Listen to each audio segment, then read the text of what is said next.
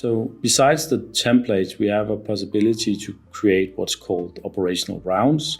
It's basically a form or checklist you need to fill out at some given time, but it's not connected to any given work order.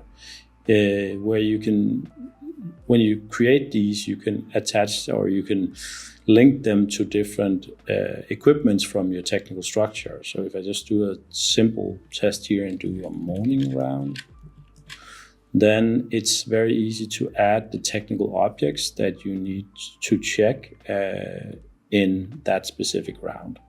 So for instance, if I need to check this cooling water pump, then I'll just add it directly from the technical structure. And as you can see, it already created a field for me because this technical object has a measuring point, and the measuring point is running hours. So it will always pull in these measurement points that is needed per equipment in order to have them directly filled out and written back to SAP. And then you can add whatever questions you want as well. So I can say visual inspection, OK.